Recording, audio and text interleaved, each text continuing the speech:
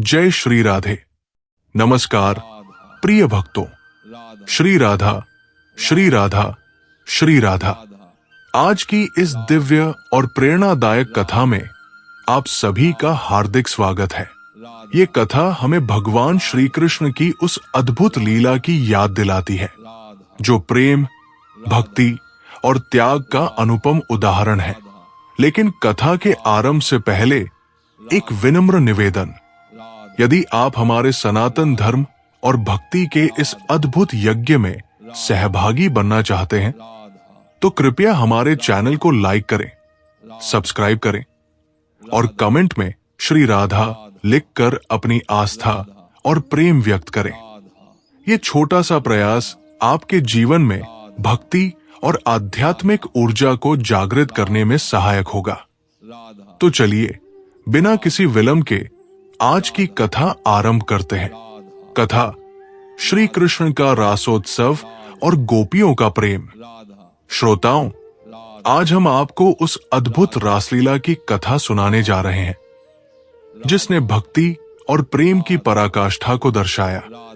ये कथा केवल गोपियों और श्री कृष्ण के प्रेम का वर्णन नहीं है, बल्कि ये आत्मा और परमात्मा के मिलन का गहरा संदेश भी देती है।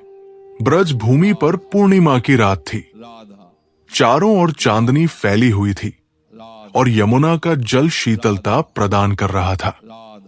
वृंदावन की भूमि पर श्री कृष्ण ने अपनी मुरली से ऐसी अद्भुत तान छेड़ी कि हर गोपी अपनी दैनिक जिम्मेदारियों को भूलकर उस ओर खिंची चली आई।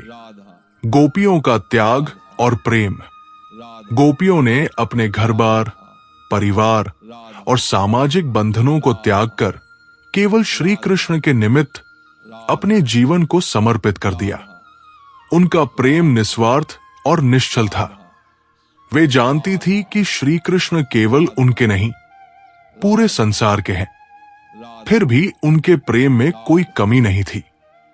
ये प्रेम सांसारिक मोहमाया से परे था। श्री कृष्ण ने गोपियों से कहा, हे प्राण प्रिय गोपिकाओं, तुम सभी अपने घर वापस जाओ। ये उचित नहीं है कि तुम अपने परिवार को छोड़कर यहां आए हो। गोपियों ने उत्तर दिया, हे नंदलाल, हम अपने परिवार को तभी लौट सकते हैं जब आप हमारे हृदय को लौटाएं। आप ही हमारे जीवन का आधार हो। रासलीला का आरंभ। श्री कृष्ण ने गोपियों की भक्ति और प्रेम को समझते हुए रासलीला आरंभ की। भगवान ने अपनी योगमाया से हर गोपी के साथ नृत्य किया।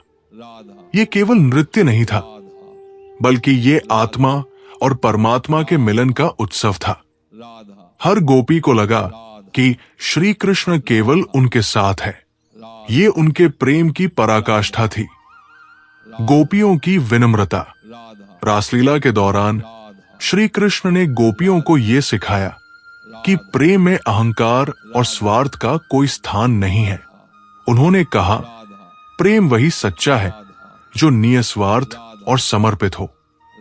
भक्ति का संदेश। प्रिय श्रोताओं, रासलीला केवल एक कथा नहीं है। ये जीवन के उस महत्वपूर्ण सत्य को दर्शाती है कि आत्मा और परमात्मा का संबंध निस्वार्थ प्रेम और भक्ति पर आधारित है।